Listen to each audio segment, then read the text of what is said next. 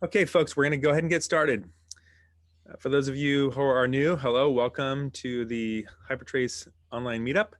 We've got, I'm Dave Nielsen, and we've got with us Josh Long and JC Chavez. And I'd like to just do a quick introduction to them so you know who you'll be hearing from.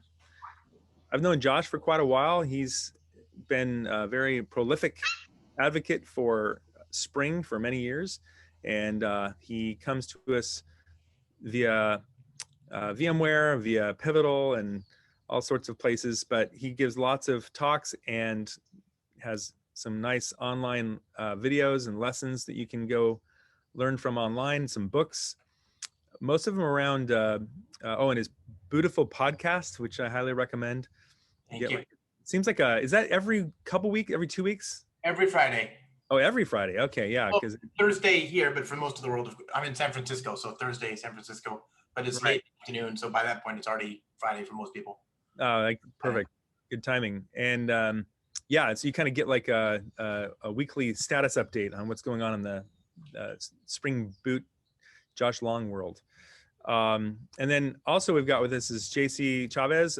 He's a senior engineer at Traceable, and I've known him for, I don't know, 6 months or so, and he's comes to us from the Zipkin world, and he works on Hypertrace. Right now he's creating a Golang agent that's based on OpenTelemetry, and he used to, prior to that, he worked on distributed tracing at Expedia, where they had another project called Haystack, and he's coming to us live from just a few, what is it, like a kilometer from the beach in Spain. Nice. I can see that. I saw the view earlier. So some people might say this is Catalonia. Oh, really? Okay. Catalonia. You're probably my first speaker from Catalonia that I know of, at least. So okay. So what we're gonna do now is I'm gonna turn over to JC, who'll start off, and we're gonna be talking about, of course, distributed tracing with Zipkin, and we'll find out more about what Sleuth is and also Hypertrace. And JC will start off. We'll turn it over to Josh a little bit after that, and then we'll wrap it up, I think, with JC again, and then some Q&A after that with Josh and JC. All right, so JC, take it away. Thank you. Thanks, Dave, for a kind introduction. And thanks, Josh, for joining us. Thank you, Jose. Today we're going to talk about distributed tracing and some minutes about instrumentation as well. Let's first start with a open source distributed tracing timeline, because this can put us into the map of where are we, or when this started. Basically, distributed tracing is kind of not new. It's a bit old. It's like 50 years ago was like, not 50, but yeah, more or less 50 years ago was like started as a concept, but at that time there were no, the problems that we have now in the times of internet weren't a thing. Anyways, some of these ideas were captured by Dapper paper in 2010. And mostly because Google was moving into a more distributed environment. And then they released this paper, like talking about the challenges they face, the solutions they put in practice, and everything. Of course, based on what already existed in distributed tracing, right? And then in 2015, Twitter open sources Zipkin as a distributed tracing tool. In 2016, open tracing was created as an aim of unify distributed tracing elements and create a standard. But then in 2018, Google releases Open Census, which was a different, let's say, different tackling to the problem of how to unify distributed tracing. Because open tracing was only focusing on the elements of tracing, whereas Open Census was more like focusing on the data model, which was something that Open Tracing lacked, for example, and was the truly key to get interoperability. Then in 2019, both projects get canceled and merged into OpenTelemetry, right? And then in 2020, Hypertrace arises as an entity-based observability platform, right? Basically, Hypertrace is more like API-centric, opinionated model about how operations in a system happen. But why distributed tracing? Well, there are a few reasons that are things you might have experienced in your day-to-day work. Systems change all the time, and basically in the times of internet, everything changes so fast that no one can just keep track of all the changes all the time. So your mind is not enough to fit all the model of your company anymore, right? And then you need ways to make it visible what the model is, how components interact together, how the failures get triggered, what is the chain effect, right? Or the chain reaction. Because things fail in unexpected ways, basically because every new failure is usually unexpected. Because if you foresee that in the past, you will probably have already put a fix on that. But like you cannot foresee what are all the ways that a system can fail, right? Because there are unknown unknowns, which is basically that you don't know everything about the system. You will never know because interactions are so complex that you won't be able to know everything. And basically you don't know what you don't know, right? Most problems are a convergence of many different things failing at once because, as I said, there are lots of interactions and you cannot keep track of the state of a component by itself. You need to see that in an environment, like this is very interesting because for example, my brother is a doctor, and I was talking about this with him, and he told me that, for example, in the past, the health of an individual was only interpreted from the perspective of the individual, right? What are my constants, how my pressure is going, how my heartbeats are going, and all the values that I have in my body, all the indicators. But now the new definition of the health is with respect to your environment, with respect to the people with the things you interact with. And the same happens in here. Like you cannot isolate a component and say, okay, this component is healthy, because you cannot say what is it healthy for, because this component is not something that lives by its own. It's going to interact with other components, right? So you need to see from that perspective, from the interaction perspective. And then because everyone in the team is supposed to respond with the same level of confidence. And this is also important because now in the times of microservices or macro services or whatever, where you have different owners, you have people moving around in the company into different teams facing new problems, you need that everyone has the same tools to respond to an issue or to an outage, right? Let me also now introduce Zipkin, because this is one of the first distributed tracing tools that I talk about. Well, Zipkin is, as I said, a distributed tracing tool. It was based on Google Docker. It was created by Twitter, but open source in 2015. It's a monolithic distributed tracing tool where you have a centralized component that is in charge of ingesting data, processing data, and serving data. It has a strong community, and it's well known because of its instrumentation.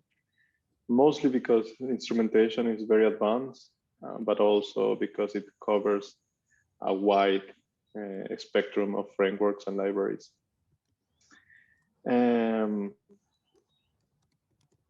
Let me also talk about Hypertrace, which is the project I have been working on with Dave as well.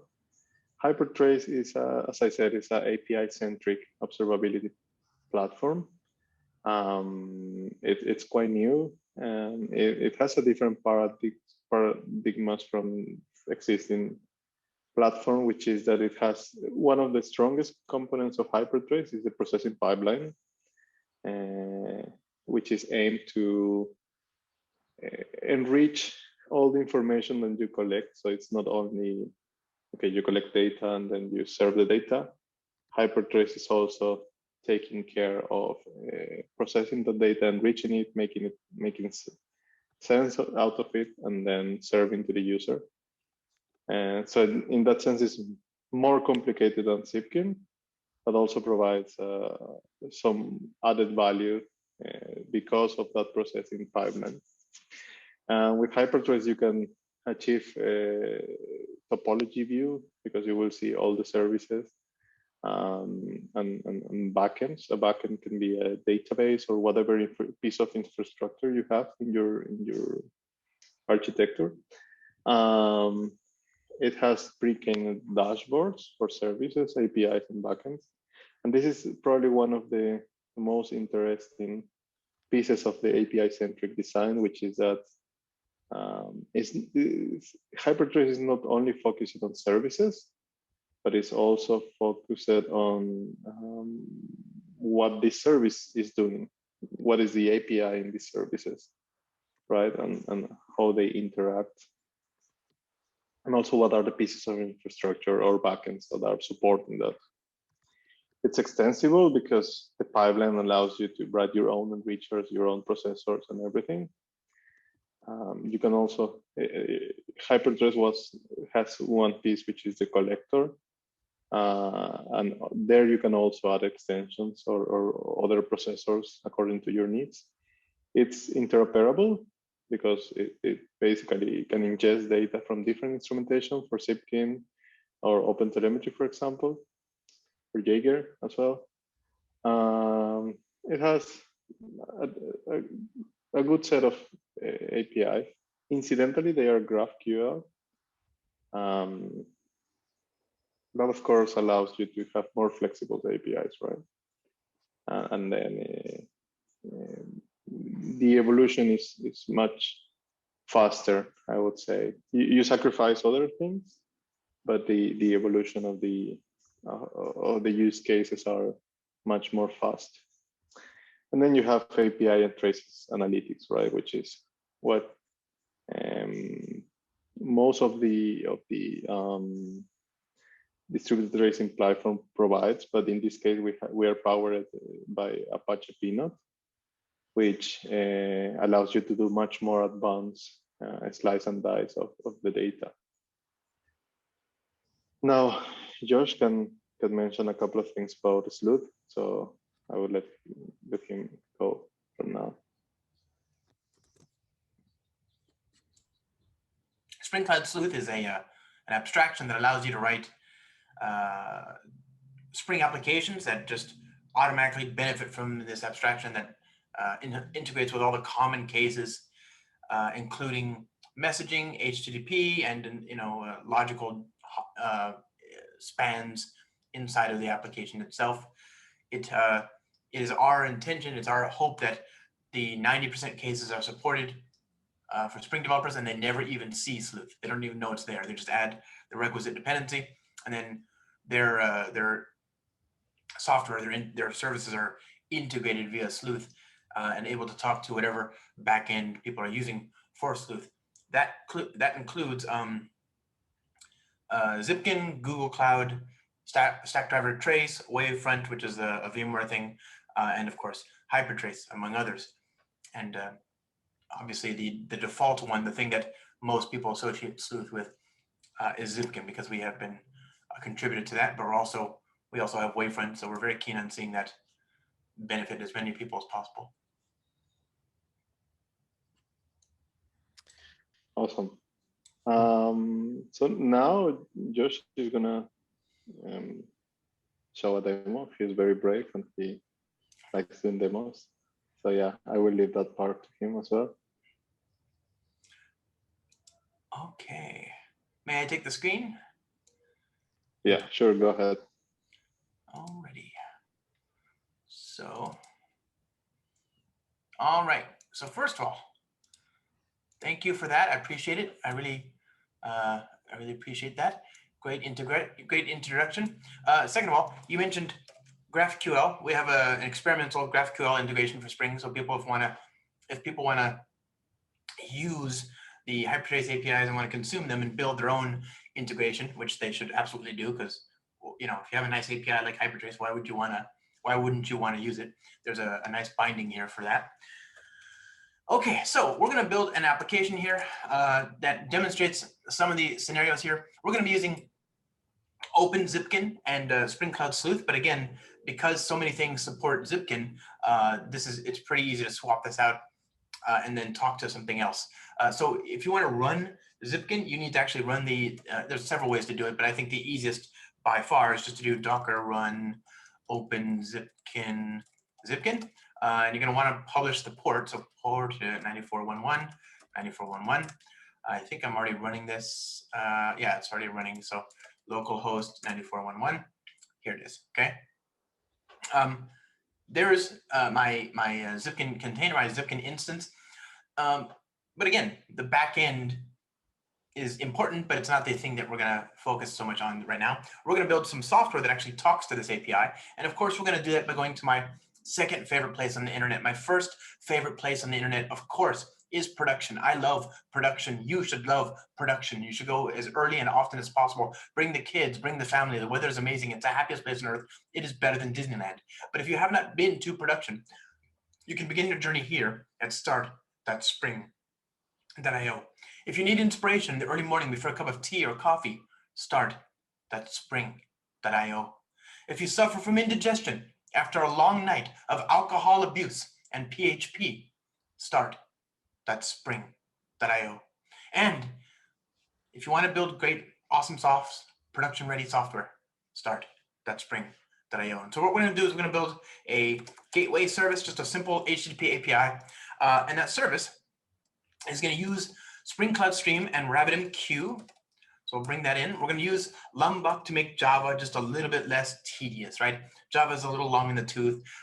It lacks interesting features that make it more concise, like its brethren, Go or Groovy or Kotlin or Scala or whatever. Almost any other language out there, JavaScript, Python, Ruby, will all have more concise syntax. We're going to use the reactive web support. So I'm going to build a reactive web application. And what else do we need? We need Zipkin, the client, and we need Sleuth, the distributed tracing abstraction. And by the way, you can use Sleuth. That's a valid configuration, even if you don't use Zipkin, because what this will do is it'll propagate, it'll log things out. And there's a good explanation about that particular thing here in the documentation. And you can use that to talk to the old sort of standard guard, which is something like Kibana. Now, this is I think a mechanism of last resort. Hopefully you have a more sophisticated tool than a log aggregation tool. I mean, Kibana and Splunk are great, but I don't think they're a particularly great choice for distributed tracing. It's just that if you want to integrate with that, you can configure to do so. And so that'll be the default behavior of of Sleuth out of the box. Okay, so I'm happy with these selections, I think. Do I need anything else? Maybe actuator? I don't even know if I want this, but it's fine. I'll just leave it out. Okay, so this is an HTTP service. It's going to be the thing to which requests go, and it will in turn send a request somewhere else. So we're going to have a client and we're going to have a backend that will sort of sandwich this HTTP gateway. But for now, let's just leave it as is. We're going to go ahead and hit generate, and that'll give us a new zip file. I'll open this up in my IDE, and again, it doesn't all that much matter what IDE you're using, so long as it supports the version of Java or Maven or Gradle that you are using for your build. I am gonna, let's see here, centralize this. I know that I appreciate that the font is small. Give me a second, I'll change that to Sweet. Can you see that font there, friends? Is that too small? It's a little small, but I think they can probably read it. How about this? If I were to use, can you read this? Yeah, that's definitely. Yeah. Very good. So is that okay? Yeah. Fantastic. Thank you very much for bearing with me. I'm so lazy. I refuse to unplug my monitor, but I will do my best to make this pleasant for everybody. So what we're going to do is we're going to build a simple HTTP application. Let's just focus on that for now. Let's get the application out of the way. So I want to just have a very simple HTTP endpoint. Okay, so we're going to create a Spring Bean, a Spring object that has HTTP sort of endpoint. Okay, so greetings REST controller, and it'll just be a hello, right? We'll say hello, or better yet, let's just say update, because I'm not very RESTful at all. Okay, and here we're going to return a single value that has some data in it. We're going to return a JSON structure. Okay. All right. So we say, whoops, I missed. We're going to say return map.of message hello at instant now. Okay. And we're going to return a reactive stream. Actually, that's enough. We can just do that. That'll be enough. Goodie. So there's my simple HTTP service. Let's just confirm that this works so far.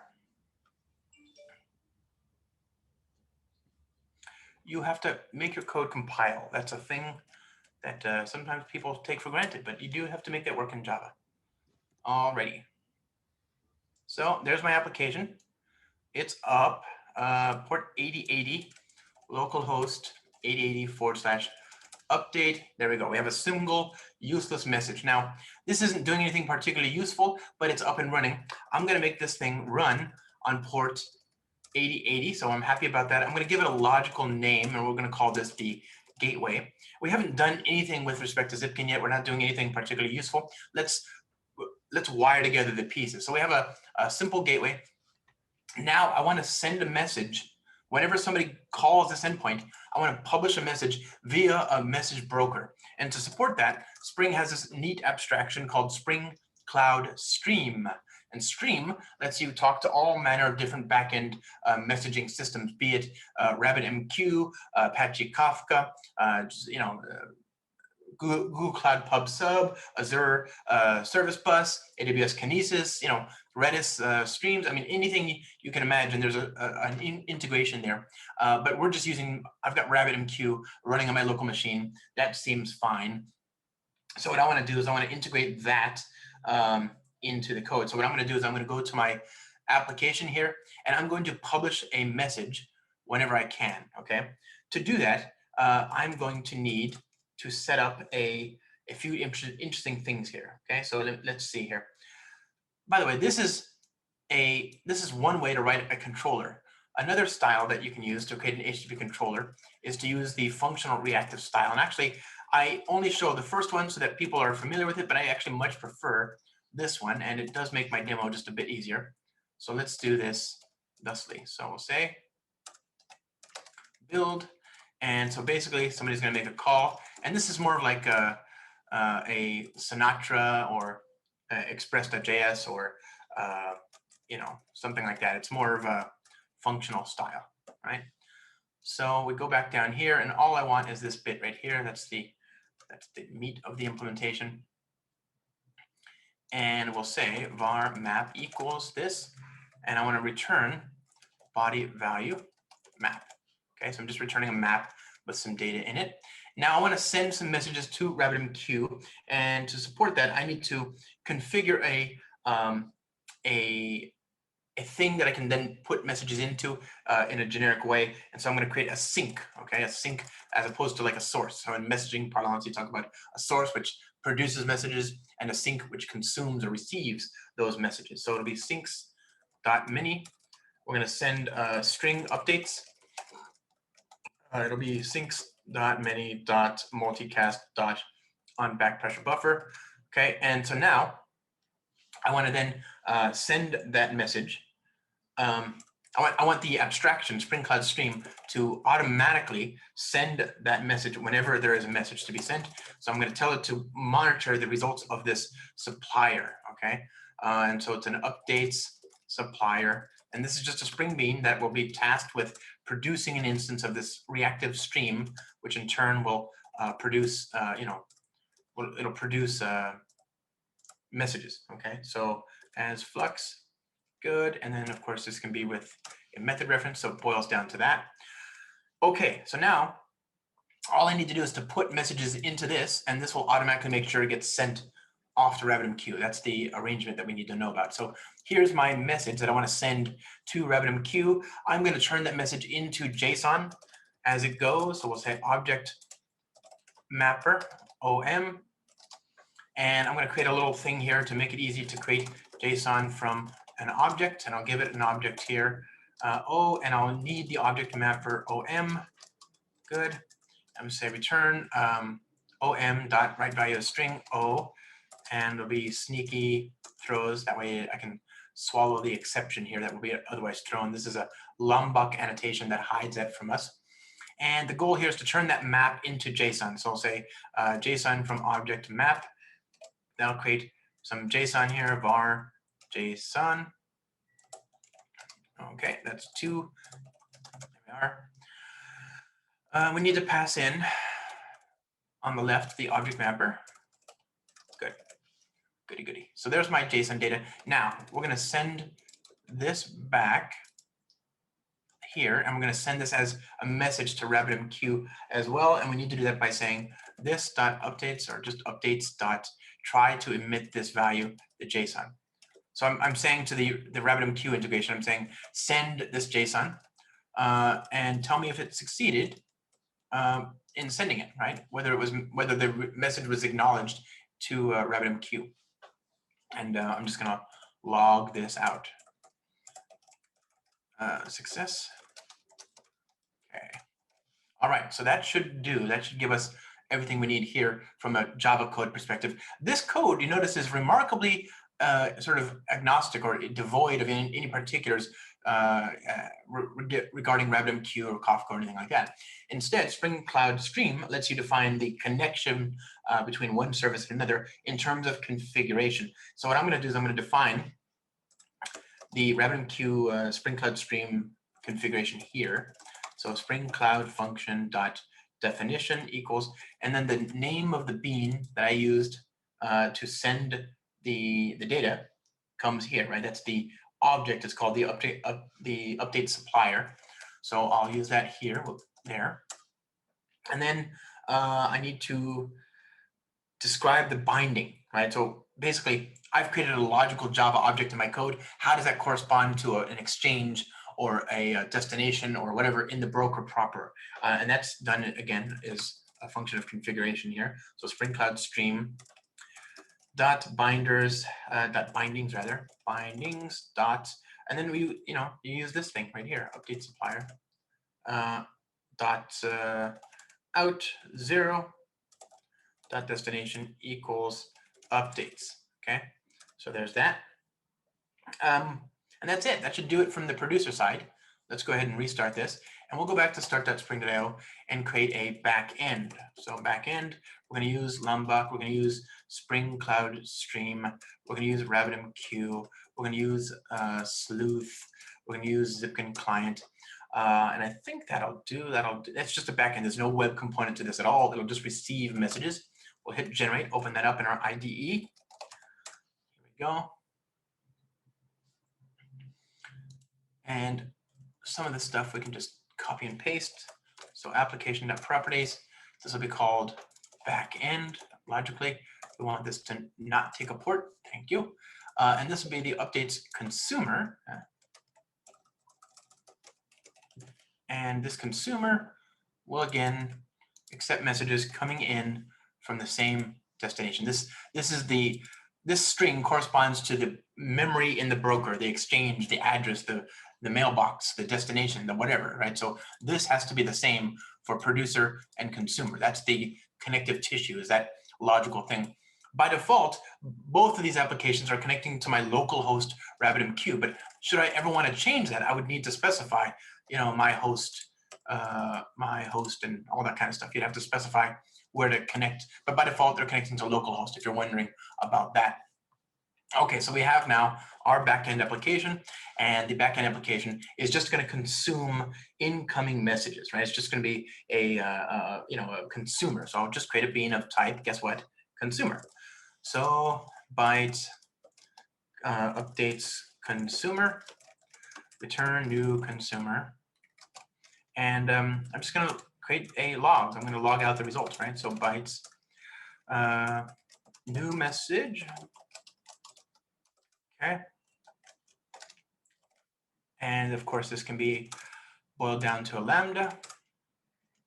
And there you go. That's the entire application. So let's see if that runs. Let's try it out. Okay. We've got now a gateway and the back end. I'll drink some coffee. Makes me feel better. Okay. So we go to localhost 8080/update. Okay, and there's the message here in the back end. You can see it logged out on the console there. So I went to the web endpoint, went to here, and I got a message via RabbitMQ. So that's working. We've got end-to-end. Now I want to build a client, an HTTP client, to talk to our service. So client, reactive web, Lombok, Zipkin, Sleuth, and there's no messaging here. I'm not doing RabbitMQ. So it's HTTP to HTTP, and then from HTTP to RabbitMQ, right? Or client to gateway, gateway to backend. Okay, so I guess that's it. Zipkin, Sleuth, good. Hit generate. UAO client.zip. Okay, come on. Okay, so this is just going to be a simple application that when it starts up, will make a request to the service that we created earlier. And this service, we're going to make an HTTP request. So we're going to use the reactive non-blocking web client. The reactive web client is it's a HTTP client that you can use. It's never going to block a thread. It'll never sit there keeping a thread open. So it makes it ideal for what we're trying to do. I'm going to, remember, by describing these objects as beans, Spring Cloud Sleuth is going to be able to instrument them. So it is aware of our RabbitMQ interactions. It is aware of our HTTP interactions. You can, of course, disable that, but why would you want to? I want, by default, I want this to be sampled. I want it to be part of the communication. Okay, so when the application starts up, we're going to say .get .uri HTTP localhost 8080/update. I think it's just one update. Yeah, here we go. What did I say here? Update. Yep, there it is. And then we're going to retrieve the data. We're going to get the data that comes back as a map of strings, right? So I'm going to say map of string. I'm just taking the JSON structure that gets sent over the wire via HTTP, and I'm turning it into a Java object again. A little tedious. I'm switching. I'm serializing, you know. And then finally, I'm going to subscribe. I'll just print out the results. Okay. All right. Actually, JSON. We can log it out. Received JSON message or reply and JSON. All right. There's that. So that's the HTTP client. That'll run when the application starts up. All right. So it's just a. There we go. Okay. So I think that'll do. Let's see. I want to give this one a name as well. Application.properties. Spring application name equals client. Server port equals 0. I don't want it to. I'll just give it any port that I can. And let's see if this one works. I'll clean this up in the meantime. Okay, what just happened? Text plain. So I'm restarting the gateway here. Okay, now restart the client.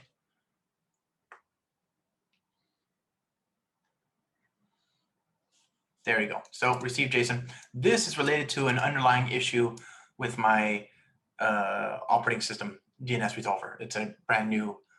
It's not quite yet a GA version of Mac, because this is the Apple Silicon Mac. So you can ignore this. This won't happen on your machine. Okay, so there's a response. So we've got now end-to-end connectivity. If I make a client request here, I then should see in the back end. This is the gateway, so I can see that it says success is true, and then the gateway in turn sends a message via RabbitMQ, and you can see that here. So now we've got an end-to-end thing. Let's let's restart this just one more time so we can watch it all. This is, remember, this is the very back end with RabbitMQ over here on the left. On the right is my client with HTTP. There's an intermediate thing that we haven't seen, that we're not seeing right now because I've got the two windows up. But there you go. So you saw that this grew here. So it's working end-to-end, but it's not yet instrumented. Nothing is being, nothing is being collected. To support that, I'm going to use Spring Cloud Sleuth. And most of the work that I need to do is already done. I need to give these things logical names, right? I've got Spring application name, and Spring application name. So we're already in a much better situation, okay? So the first thing I want to do is I want to go to that back end application that's right here. And we're going to configure a few things having to do with our Spring Cloud Sleuth binding. Remember, I'm using messaging here. So I want to use the messaging integration for Spring Cloud Sleuth. And then I want to give it a sampler. Now, a sampler is because by default, you don't want to collect everything, right? Remember, if you're tracing every single message, then you might very well overwhelm your backend service. It depends on what you're using, but the point is you want the ability to configure that. So we have a convenient probability that you can specify. This means 100%. That means collect everything, which is great for demos. Probably not great for production, but hey, it depends on your backend service. I wouldn't try it with Zipkin as configured, right? That's for sure. So if you wanted to do just 50%, you'd do 0.5, okay? By the way, that mechanism, that sampler, is just a convenience. It's a configuration property, but you can actually configure a sampler function for example, HTTP message, right? Here, HTTP sampler function, return new sampler function, and then you can say, okay, given an HTTP request, whatever, you can do whatever logic you want. You can say, okay, given this request, I choose to sample it. And why would you do this? Well, maybe you have HTTP APIs that you want to sample, but you don't care about CSS and JavaScript because that's static and that's invariant. It's always going to work. Or if it doesn't, then this isn't going to, you'll have CDN issues, right? That's not business logic. So maybe you care about this, or maybe you want to say, hey, arg.get headers, get whatever. You want to have some sort of context in there. Is it supposed to be authenticated? If it's authenticated, then maybe you care, right? You could determine, exactly why or how you should sample a thing, right? But I choose to just use this. Let me just leave that there. I choose to use this this probability. It's more it's just easier for this demo. Okay. What else do we want? We also want to enable Spring integration tracing, right? Because behind the scenes, Spring Cloud Stream is using both the messaging and Spring integration. So I'm going to enable both those. And I think that's it. That's enough for this. Let's go ahead and restart this. And then on the let's see, we want to do the gateway next, I suppose. So we go to this thing here.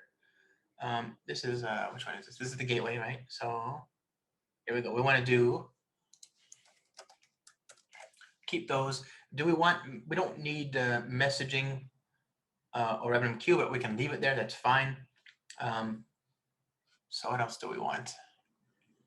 Do we want we want the sampler to be that one? Yes, that's fine. And we want, yeah, I think that's it. That'll do for this. And then for the client, for this one as well, for the client, we want, we don't need the messaging or integration stuff, so we can just leave it like that. So let's restart the client. Okay. And then we can restart the back end. And then once that thing is back, we can start this. Here's the gateway.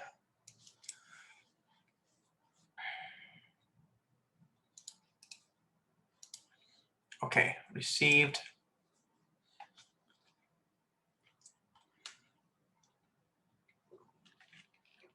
Okay, so now, unless I've missed a step, I think everything should be tracing. So now we can go back to Zipkin, refresh, find a trace, run query. A few seconds ago, let's see. So There you go. So you can see it's going from the client, and there's actually some logical hops within the code itself that we fire events for. So logical spans in the gateway and then to the backend via messaging and so on. So this is all, like if I go back here to this, like I don't know if I highlighted that a few seconds ago, right? You can sort it. So a minute ago, whatever, 7 minutes ago, that kind of thing. So a few seconds ago, that's the one we want. 7 different spans. In in messaging, a span represents the hop from one logical thing to the next. And as was talked about earlier, when you make a request, the information about the request isn't propagated in the request itself. It's propagated out of band asynchronously to this backend service. That's why this scales. That's why Google chose this architecture. Each service publishes a message off to the side that lets Zipkin or the backend tracing system know about what's happening. And we can propagate information like tags, okay, or and annotations, right? So things like that. We have this concept of baggage that you can use as well. So basically, baggage is slightly different than tags, but this is metadata that you can use to understand each request. Tracing is a great example of high cardinality data. It's data that corresponds to each request, right? And you don't want to have all of it typically, but it's very good to drill down and say, okay, this particular request is going wrong. What you would usually marry this with something like metrics, right? So we have Spring Cloud. We have something called micrometer, which you can also use that with OpenTelemetry. But micrometer is an abstraction that supports all these different metrics, identity, time series databases, right? All these different things out there, and you can use that to then say, okay, I've got an error somewhere, like 10% of my requests are errors. That's a metric. Then you say, okay, I want to drill in to one of those that has failed, and I go to Zipkin for that kind of thing. Good tools like Hypertrace and Wavefront and so on, they'll make it so that you can do both within one tool. Okay, so I think that's a suitable demo. I want to just emphasize that there's a bunch of things that we didn't cover here with respect to customization. You can customize what baggage gets sent with each service. You can add custom baggage yourself. You can add, you can customize the REST template. You can customize which fields get sent. We also have support for something called a refresh scope, so you can dynamically refresh the sampler. You can say, okay, well, right now it's 1.0, but I want to change the percentage right here live by storing the configuration outside of the Spring Boot application, and then I want to refresh that configuration. So, and that can happen live, so you don't have to restart the service. So back to you, my friend. Do you want to carry on? I'll stop sharing. Yeah, great. Thanks. JC, go ahead and share your slides. And so I know JC has, by the way, excellent job. That was fantastic. You are, it's not just brave to do a demo that detailed with a new Mac based on the new processors. I could use another word, but I'm going to say that it's skill.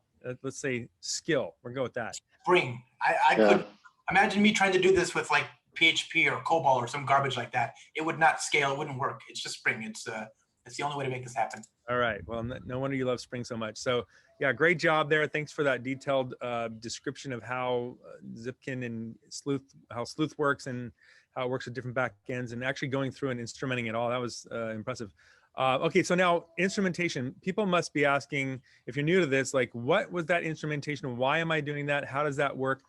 JC, I know you've got some slides to kind of review what some of what we just saw there and provided a little additional detail. Why don't you do that, and then we can wrap it up. Yeah. So basically, let's think about what just happened, right? Because Josh basically spin up 3 applications, and then they magically reported data into Zipkin, make it impossible to analyze them. And what is behind that is something called instrumentation. Instrumentation is the act of measurement properties of relevant events in the software operation, right? In our case, in the previous demo, it was about doing a call, an HTTP call, and then responding to that call and creating a message or dumping a message into a queue, whatever it is, and then someone else consuming that, right? there are many meaningful events in that workflow. There is one event for request send, right, where you pass a method, a URI, and a body size or a body payload or whatever, and then there is someone receiving the response with a status code, with an error. There is someone consuming or producing a message with certain content of the message, with certain metadata depending on the queue. There is someone consuming that data. So every piece in that workflow has some meaningful events. It's very typical to talk about the 3 pillars of observability. I actually want to say that for me, it's more accurate talking about the 3 concepts of observability. One is measurement, the other one is model, and the other one is memory. The first 2 of them happen in the client side. Basically, you measure the time that it takes for sending a request and then the response to come back, the time for serving that request, right, for being able to resolve that request, the time from the moment you drop the message in a queue and then someone else consuming it. All these measurements are interesting, and all these measurements are things that we want to read or we want to let's say grab. Then there is a model right around that. If you saw in the demo of Josh, you could see every RPC's operation being represented as a long span, right? Because that's modeled that way. It's a span is something that has a beginning and an end, and that represents an operation in the system. The same for the time of from the time you consume a message and then you process it, right? What is the goal of instrumentation? Like what was the goal of Sleuth or Brave or Zipkin Go or Zipkin PHP or whatever? Or instrumentation is one step towards increasing observability, but it's not observability by itself, right? Instrumentation is not a goal by itself, because while you can collect as much data as possible, you still need to be able to get insights out of that. That's what is more interesting for observability. One instruments and monitors a system as a part of a broader strategy, right? To make the system more observable. You basically look at specific pieces, but the pieces by themselves don't give you any insight. You need to correlate them, right? For example, what Josh mentioned or was just shown in his demo, he was basically displaying spans, and a single span doesn't tell you anything. But when you have different spans and then you can correlate them and see what happens first and what happens later, then you get an insight and you understand what is happening. What should we allow for instrumentation? Well, classically, instrumentation should focus on latency source and error prone. If a request takes time, if a request fails, or if, for example, a message you fail to consume it, or based on what you consume, you did another operation that failed, or it takes a lot of time to produce or to process that message. These kind of things we want to observe, right? But there are more factors to take in consideration. What is relevant? What are the relevant events, right? And what are their properties, right? Collecting more data doesn't necessarily mean more insights, right? Sometimes we collect data that is just the same as you collected a second ago. So for example, Josh provided an example of how would you do selective sampling based on the HTTP message. And that's interesting because you might want to differentiate what to collect and what not based on your use case. For example, If you are a tool that is that works for uploading data or for uploading files into the cloud, you might be looking more at long files rather than short files, because short files are probably the less error prone or the less likely to fail. So you will probably inspect the size of the content length header, and then decide, okay, should I sample this or should I not sample this, right? These kind of things are important. And then, of course, the operational cost, right? Because maintaining an observability infrastructure, it's costly, it takes time, and it takes effort to maintain. So if you are ingesting 100% of your response, then that's probably represent a huge cost for your company. Whereas if you do selectively sampling or smart sampling, then you would save some costs and get probably to the same degree of insights. Instrumentation with Zipkin is basically the classical way to do instrumentation is through Zipkin libraries. Zipkin libraries provide RPC instrumentation by default for most of the frameworks. Even Brave is one of the most advanced instrumentations for Java. Sleuth is based on Brave as well. Sleuth provides, of course, another level of abstraction, because in Brave you have to add instrumentation by yourself in your code, which allows you to have more control on what happens. Sleuth is an abstraction on top of that, for example. And it allows you to config over config files, whereas Brave is purely code, I would say. In Go is the same. Well, Go doesn't allow you to do auto instrumentation or any sort of that, so you probably would just use the SDK to instrument your applications. And it provides advanced data collection. You can configure what to collect, what to not collect, and basically it has good abstractions to make that happen. Right? You can also instrument through proxy instrumentation, right, using Envoy or anything else. You can see an example of Brave example, which is a very comprehensive and complete example on how to do instrumentation for different frameworks. That's good. Hypertrace is kind of a mix, because with Hypertrace agents, you can do, depending on the language, just SDK-based instrumentation, like for example, Go agent, or automatic instrumentation by using bytecode substitution with Java agent, for example. It has instrumentation for popular frameworks, and Hypertrace, as coming back to what I mentioned before,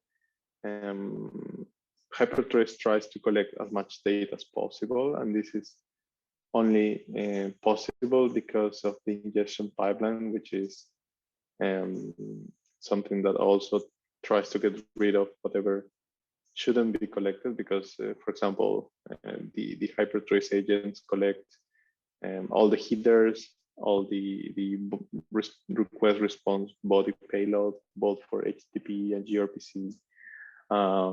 So yeah, that's way more data than usual libraries collect, but also it has a counterpart where all this data is being redacted and anonymized and also processed into the ingestion pipeline.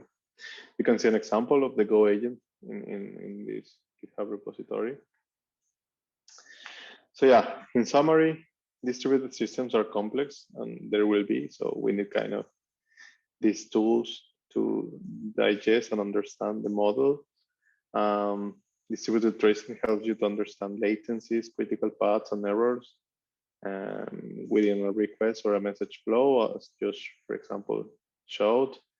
And also, distributed tracing provides contextual insight within a request, and it's complementary to other observability tools. Whereas distributed tracing is focused on one or is request scoped, you can see that it's not tied to the request lifecycle. For example, in the demo, you had a request that finished and then you continue operations using messages. That's also interesting. Yeah, if you have questions, this is the time for that. I just saw that somebody wanted to comment that not only is are you right that Sleuth integrates with Brave, but also Sleuth now works with OpenTelemetry thanks to the new API, and that's thanks to Marcin for that, if I said your name right. So with that, Josh, once again, I want to thank you for your quote unquote brave demo, and JC, thanks for pulling that all together in your summary there. I thought that was well done. So I think we can go ahead and wrap it up now. And for those of you, again, who are listening to this online, you can come check us out at hypertrace.org or go check out Zipkin. And Josh, you can follow Josh at Starbucks Man. And if you want to click to the next slide, JC, I think, do you have that, your Twitter handle on there? So and you can see a Hypertrace and JC's Twitter handles there. And thank you all for joining us. And we look forward to having you back again soon. And definitely check out A Beautiful Podcast. Josh does a great job there every week. So thanks again. All right, guys. Stay safe, everybody. Take care. Bye-bye.